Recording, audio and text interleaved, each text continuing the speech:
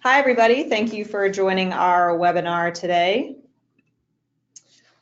We will be discussing our new product, Attack Surface Management, and I have with me here Casey Ellis, founder, chairman, CTO of BugCrowd, as well as myself, Lauren Craigie, look after product management at BugCrowd. Thanks, Lauren, and thank you everyone for joining. It's very exciting to be talking about this product. We're very happy to see it off the leash. Really, what I wanted to start with is what BugCrowd does and really how we've arrived at the point of launching ASM. Our core belief is that security is a fundamentally human problem. You need creativity to solve it. And this is kind of a bold statement that we've got up on the screen right now, but there is no skills gap in security. There is a gap in access to security skills. What BugCrowd's done is through crowdsourcing, through where we started off with the different products and now with the evolution and the release of ASM, we're narrowing that gap and creating access to the right people for the right input at the right time for security needs. We closed the gap. That's why we're here. Thanks, Casey. So I think it'd be really difficult to start having a conversation about our latest product if we don't do a quick refresher on how BugCrowd is actually set up to solve a multitude of different security problems today.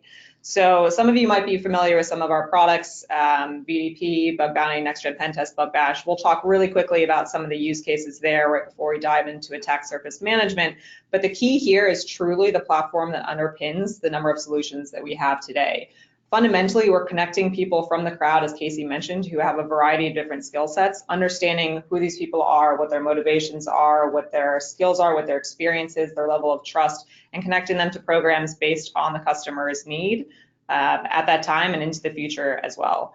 The platform is based on a number of different technology functions, including that crowd matching technology, but also security workflows to help the crowd progress security initiatives through the platform, to make sure the customer has an easy interface to work with as well, and to also have strong analytics and reporting off the back end as well. But of course, we're here to talk about Attack Surface Management and the features that BugCrowd can go into. So I'll pass it back over to Casey here to talk about how we got to where we are today. For sure. So BugCrowd started off, when you boil it down and think about what we're doing conceptually, the base of the pyramid, so to speak, is vulnerability disclosure. And that's giving our customers the ability, to accept security feedback and receive information from the outside world. Then we extend on that through the addition of incentives and control of the behavior, rewarding of the behavior, and gamification, all of that good stuff in what's commonly talked about and what we refer to as a bug bounty program. What we did going beyond that last year, or earlier this year rather, was to meet some of the business needs. Like the crowd is incredibly powerful, factors of 7 to 10 times more powerful at finding issues than traditional means when it comes to the reduction of risk. But how do we make sure that we're also satisfying the business requirements that customers have with things like pen testing, ensuring coverage, and so on? So that's why we released that. And then, in terms of creating a security feedback loop between people that think like builders and people that think like breakers, the bug bashes that we've been running over the past couple of years really are an opportunity for that to happen in real life. And we've seen some incredibly effective vulnerabilities found as a product of those, but more importantly, this kind of mind transfer between these breakers and the builders, in a way that deposits and leaves far greater value within the organization. Where we saw, the thing that we saw with that, and really what it came down to with ASM is this idea of, it's 11 p.m., do you know where your assets are on the internet? I think the evolution of cloud, the phenomena of legacy IT and all of these different things, the stuff that we've seen come in through all of these programs that I've just mentioned has very strongly suggested, and I think is partly responsible for the initiation of the asset discovery market overall, that people are struggling with this. There's a lot of risk out there in what we refer to as the asset white space that an organization might have. So that's where we've focused on that part of the problem. How can we get that information from the crowd? How can we utilize the tool sets that they've got? How can we combine that with the automation and the data that we have on the Crowd Control platform to allow prioritization and risk-based vulnerability management for the consumer of this information? And that's what we're talking about today in the form of Attack Surface Management.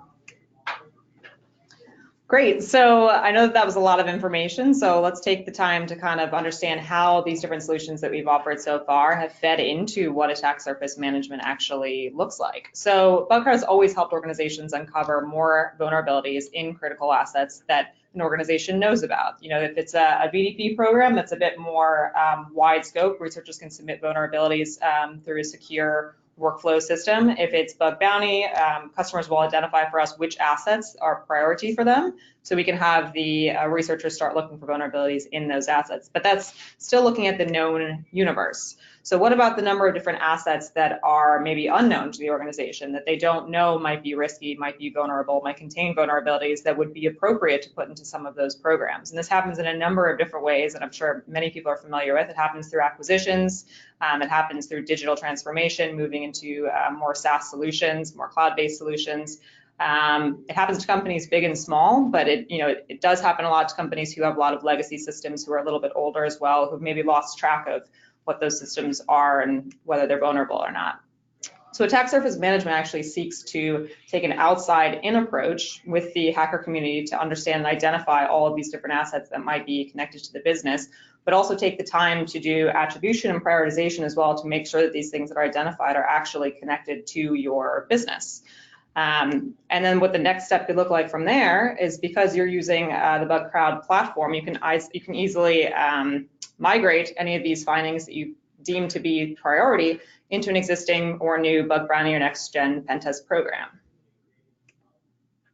So just some diving into the details here of what that engagement actually looks like. We talked about kind of the business value, and at a high level, I think you understand by now that we are relying heavily on the hacker community and their skills in this space. So step one is really understanding that community, understanding who brings these skills to the table. Our community has a number of people who are really great at going deep and finding vulnerabilities, and another subset of people who are actually really good at going wide and doing reconnaissance activities. So we have access to both of those groups of people, and we engage them for this program.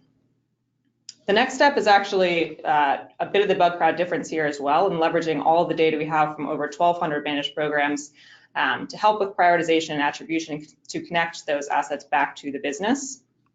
Then at the end of that, you're going to receive a very detailed report, which doesn't just have a list of assets, but actual risk profiling as well, from a hacker's perspective. So this is the closest you're going to get to an attacker's perspective of what would be vulnerable within your entire asset ecosystem. And then, of course, the optional next step, again, because you are relying on the Bugcrowd platform here, is to be able to roll any priority assets that you choose not to decommission into an existing program to search more deeply for vulnerabilities.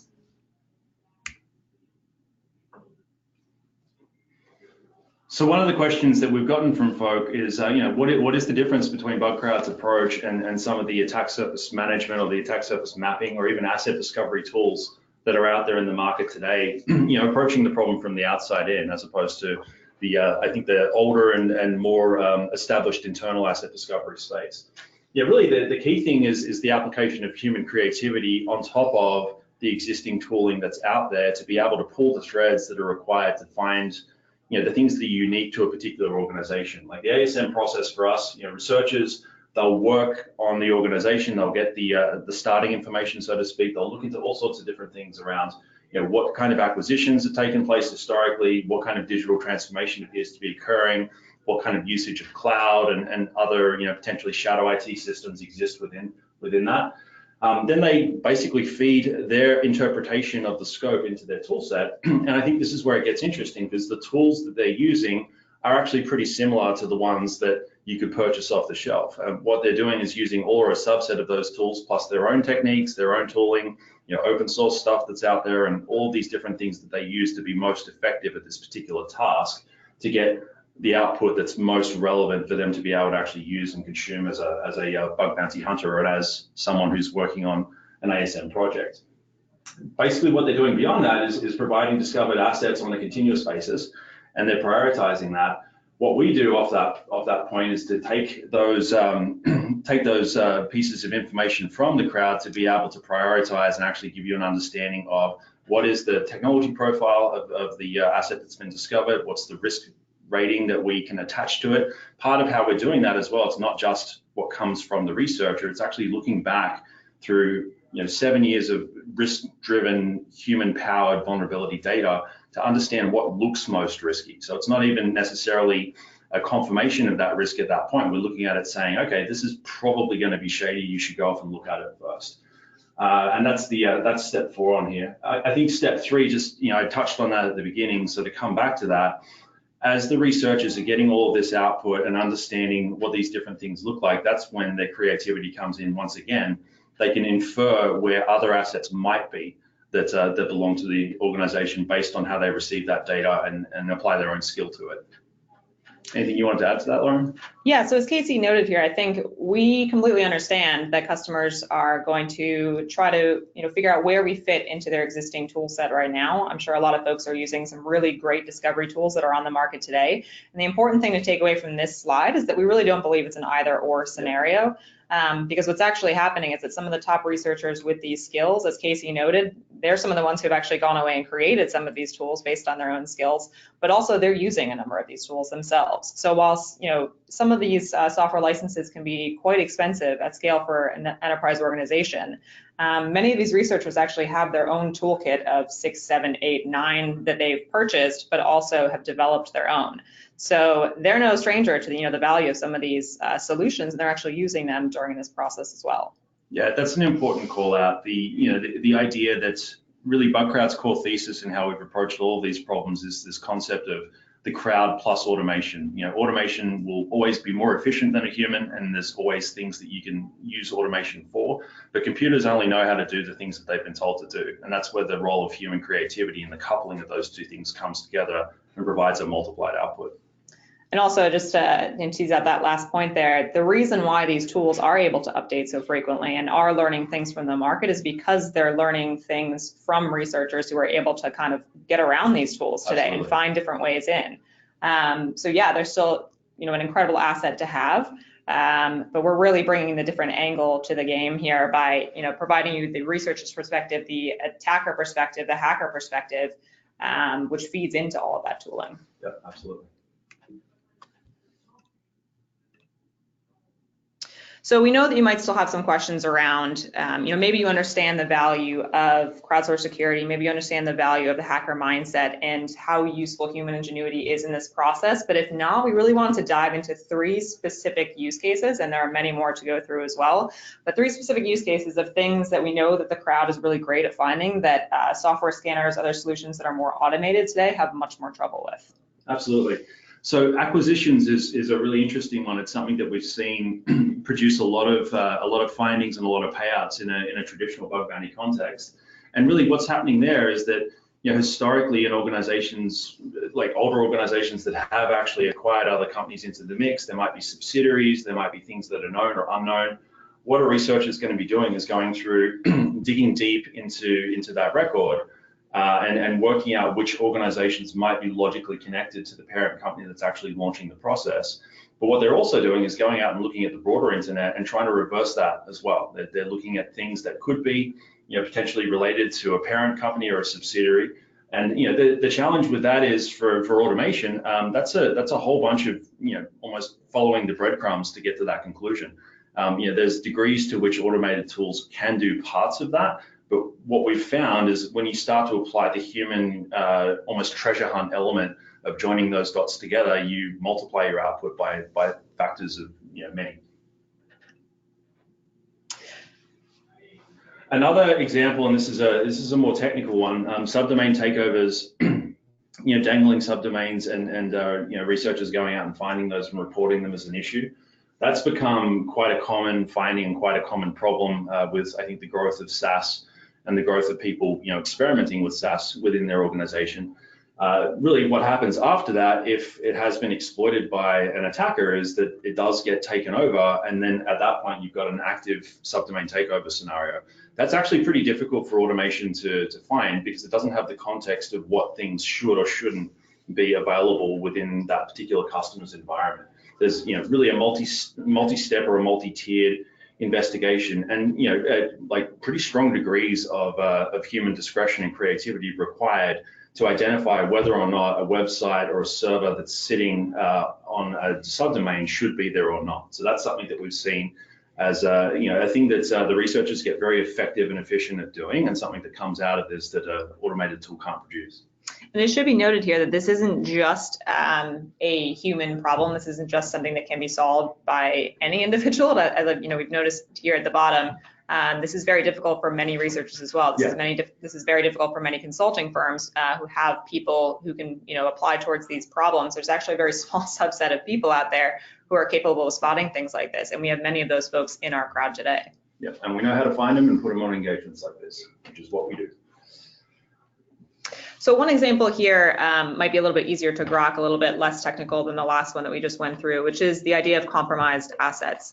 So we've actually really got a great use case here from one of our beta customers who had launched a very large networking company. And the researcher was able to identify sites that sometimes when going to the web address, it took the researcher to the correct site. Other times it took them to a weed dispensary site. And the reason why this is interesting is because, of course, the networking company did not own any kind of weed dispensary business. So this was a bit unusual for their business, but this is something that a tool would miss because that website doesn't look malicious in any way. There's nothing that's indicating that the website has been compromised. So this truly is something that only a human kind of narrowing the field using scanners, using tools, and then actually diving in deep to a few different spots where they think look a bit unusual based on their experience, based on their intuition, will surface something like this. Absolutely. I think that, to add to that, people that perform this type of, exploit or perform this type of intrusion on an organization, they're often going to great lengths to hide that from automation. So the tool, Lauren mentioned, it's not going to be obviously a breached site.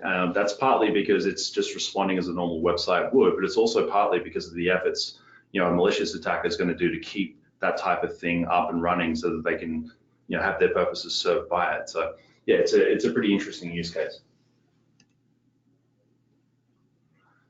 And really, the thing that we're seeing here from the beta customers that we've run, I think from the initial customers that we've started working with post launch, and really, I think as well, based on the feedback and the input from the crowd itself, the hunters are loving this. It's one of those engagements where we put it out there in front of the people that can do it. They get really excited and they enjoy it. As I mentioned before, it is a lot more like a treasure hunt. And if they're good at that, then they get jazzed and they go all in. You can see, this kind of gag tweet from a hacker in Australia. They're also pretty cognizant of the fact that this is a really big problem. This is something that they see as bounty hunters, as people that are focused up on the recon component of bounty hunting.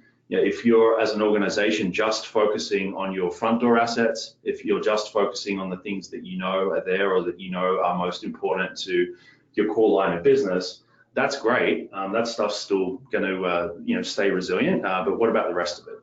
So this whole idea of the tire being safe with the lock on it, but the rest of the car's gone missing, I think is a kind of funny but actually pretty descriptive way to describe what the risks are. And that's from a hacker's perspective as well. So that's important to call out too. But there's also this growing, I think, burden of proof that really, like, bad things do happen when this is left out. The example that I've often used is the JP Morgan Chase intrusion of several years back, where basically a development web server was spun up under a normal process, but then pretty much they forgot to turn it off. And at that point, it was used in an intrusion that actually had a pretty severe impact for the organization. We've seen other examples of that more recently. The most recent one that we have is the UniCredit breach that I think happened last week or earlier this week. Like, there's just a continuing series of breaches that are coming out to market that are ultimately tied to this problem set of people not actually knowing where their stuff is on the internet. So yeah, we're getting good signals so far.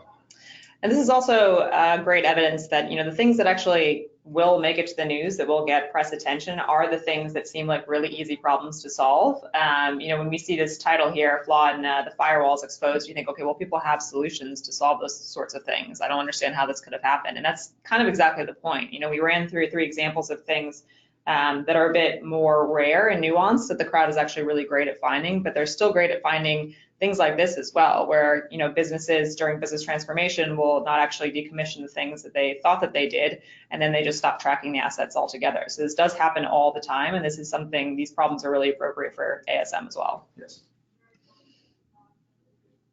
So just to kind of bring it back home here before we dive into some FAQs that we have pre-staged, as well as some others that we'd love to take from the crowd of folks on the phone here as well. But kind of 3 key differentiators for ASM. Number 1 is the fact that it's crowd enabled. So this is always going to be our main differentiator for all of the products that we offer through the BugCrowd suite.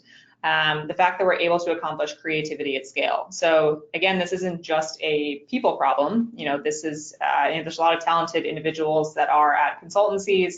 I know that there's also people that are combined with software offerings as well at a lot of these companies as well, but it's the fact that we can reach the scale that nobody's been able to achieve so far to solve a problem like this. We have, hundreds of thousands of different hackers in the crowd that have different skill sets, and many that are really great at handling reconnaissance problems like these. Yeah, and I think just double clicking on that, and this goes back to the intro that we set up. The idea of understanding who can do what, making sure that we know that we're grabbing that information as they do their work on the platform, and actually using that to connect the right hacker to the right problem with the right incentive to solve the problem as efficiently as possible for all involved. That's been our thesis right since the get-go. So this isn't something that we've just slapped on top of bug bounty or vulnerability disclosure recently. It's actually been the core thesis of the business right since its inception, which I'm sharing to kind of drive home the fact that everything that we're doing underneath it from a data and a workflow standpoint is actually powered by all of that. Yep, so Casey just kind of led right into the next one there in terms of the platform power, is that this is not just a different approach to a bug bounty program. This is a fundamentally different approach for a different security problem, but the way that we're able to achieve this is the fact that we've built such a robust platform that can handle these changes to incorporate new workflows for different security use cases. And we also have data from over 1,200 programs in terms of asset information or vulnerability data that kind of help inform the prioritization process as well to understand what's truly risky. And of course, that leads us into the final point here, is that it's risk focused. This isn't just a listing of all the assets that are attached to your network, and then you might come back and say, well, what am I meant to do with this? Great information, but where do I start? We provide actionable insights because we're doing attribution, we're doing the prioritization. We believe that it's pretty inextricable to be able to assess a target's priority without also understanding some elements of what would make it vulnerable. And then, of course, you can roll this directly, as I said a few times here already, into a bug bounty or next-gen pen test program to be able to dive deep into the things that make that asset risky. And that's a really important point. Like, part of how we've designed ASM from the ground up is to avoid this issue of dumping the phone book on the desk of the customer at the end of the engagement.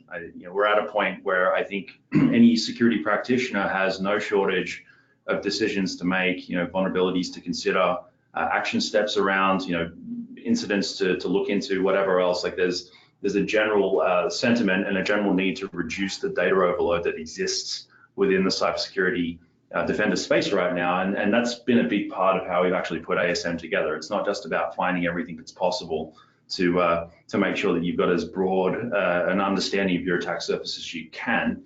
It's really actually using the insight that we have and that we've developed over the years to be able to help you prioritize which things to go off and address first.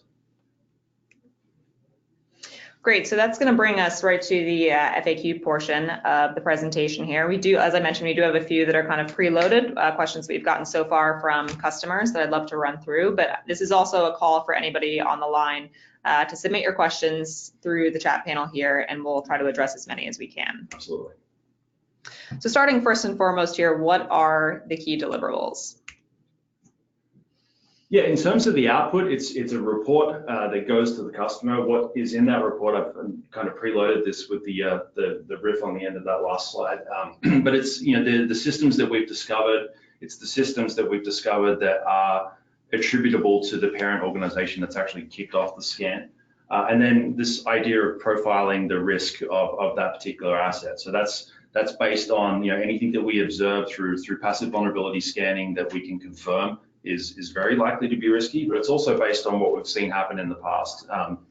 Systems, as an example, they're systems that exist within particular domain names or subdomain names underneath an organization are more likely to have been put there not necessarily under the purview of the security team. So therefore, they're more likely to be risky.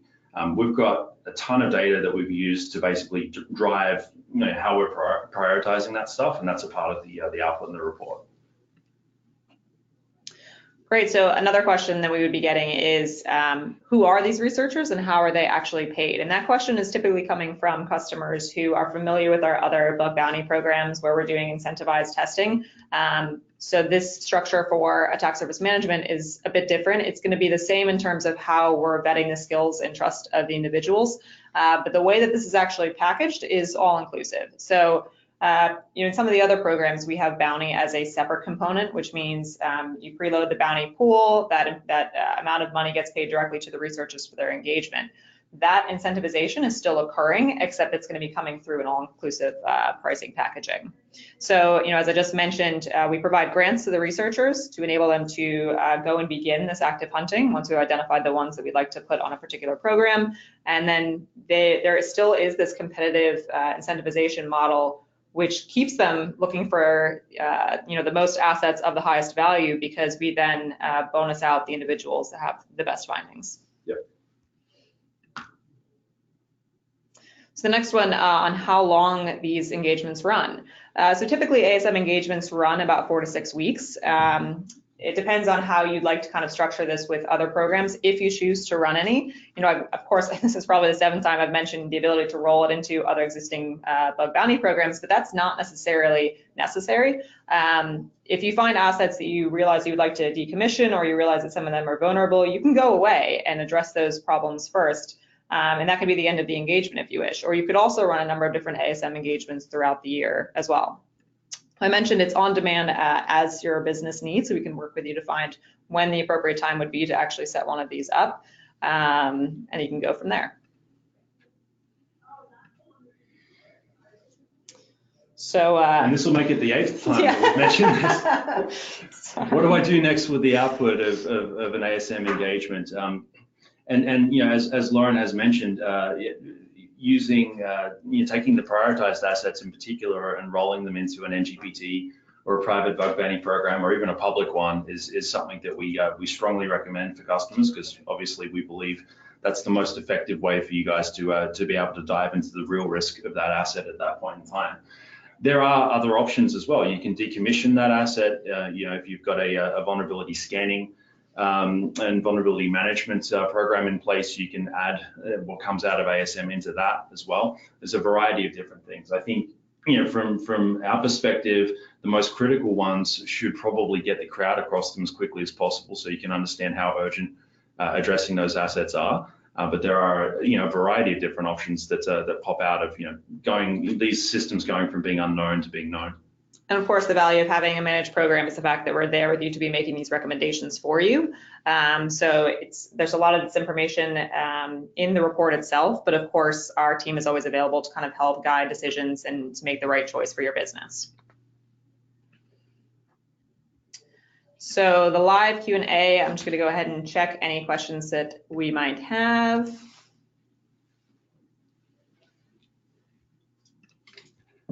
Sorry, just scrolling through some.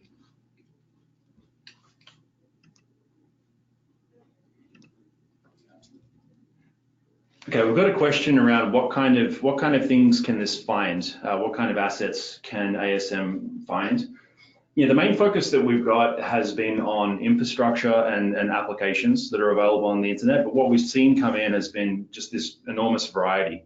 Quite frankly, there's been IoT systems, there's been connected OT systems, there's been cloud deployments and buckets, that sort of thing. So it's really anything that's visible from the external internet is ultimately in scope for what we produce as output for ASM. That does tend to be, as I said before, an IP address that's tied to an asset from an infrastructure standpoint, or an application, but it's a pretty broad spread.